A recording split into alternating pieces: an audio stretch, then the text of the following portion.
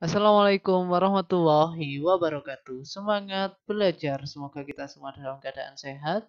Berjumpa lagi dengan saya Pak Erik. Hari ini kita akan belajar tema 8, lingkungan sahabat kita, subtema 2, perubahan lingkungan, mata pelajaran IPS, tentang jenis usaha ekonomi kelompok. Sebelum kita mulai belajar, agar apa yang kita pelajari bisa menjadi ilmu yang bermanfaat dan di setiap detiknya bisa menjadi pahala bagi kita semua, mari kita awali dengan membaca basmalah terlebih dahulu. Bismillahirrahmanirrahim. Oke, alhamdulillah. Tujuan pembelajaran pada pertemuan kita kali ini yaitu mengetahui tentang jenis usaha ekonomi yang dikelola kelompok. Kita langsung ke materi. Usaha ekonomi yang dikelola kelompok. Usaha ekonomi kelompok ini dikelola secara bersama baik modal, pengelolaan, maupun keuntungan.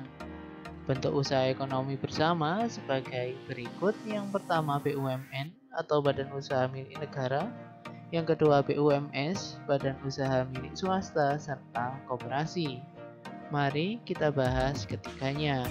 Yang pertama, Badan Usaha Milik Negara atau BUMN, yaitu sebuah perusahaan yang seluruh atau sebagian besar modalnya dimiliki negara.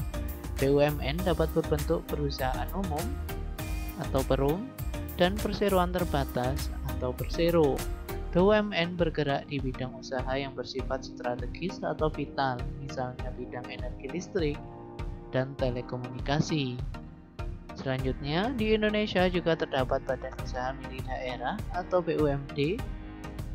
BUMD merupakan perusahaan yang seluruh atau sebagian besar modalnya dimiliki pemerintah daerah. Tujuan pendirian BUMD sebagai berikut. Yang pertama, ikut melaksanakan pembangunan ekonomi daerah dan pembangunan ekonomi nasional, serta memenuhi kebutuhan rakyat dan menyediakan lapangan kerja untuk mewujudkan masyarakat adil dan makmur. Yang kedua, Badan Usaha Milik Swasta atau BUMS. Badan Usaha Milik Swasta merupakan perusahaan yang seluruh sahamnya dimiliki oleh swasta. Ada beberapa macam BUMS sebagai berikut. BUMS yang pertama yaitu firma. Firma adalah usaha ekonomi bersama yang didirikan oleh sekurangnya dua sekutu. Pendiri firma biasanya orang-orang yang saling kenal satu dengan yang lain. Setiap anggota firma memiliki hak untuk bertindak atas nama firma. Anggota firma juga bertanggung jawab secara penuh atas risiko kerugian firma.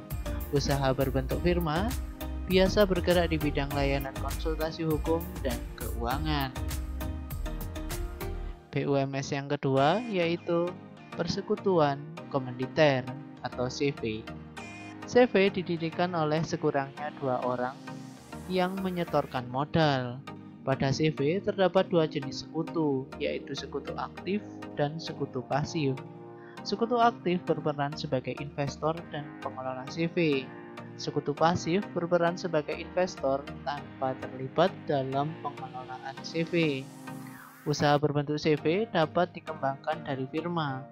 Ini dimungkinkan jika firma ingin memperluas usahanya dan membutuhkan banyak modal. BUMS yang ketiga yaitu perseroan terbatas atau PT. PT adalah usaha bersama yang modalnya berupa kumpulan saham. Saham diartikan sebagai bukti kepemilikan suatu perusahaan atau penyetoran modal. Setiap saham memiliki nilai nominal tertentu. Pemilik saham akan memperoleh keuntungan berupa dividen. Bagi perseroan yang ingin mengembangkan dan memperluas usaha, sahamnya dapat diperdagangkan di pasar modal. Kemudian, koperasi.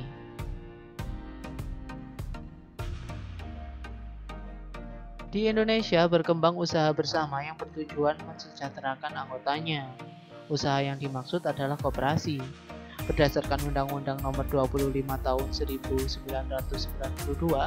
tentang perkoperasian, koperasi adalah badan usaha yang beranggotakan orang-orang atau badan hukum koperasi dengan melandaskan kegiatannya berdasarkan prinsip koperasi sekaligus gerakan ekonomi rakyat yang berdasarkan asas kekeluargaan.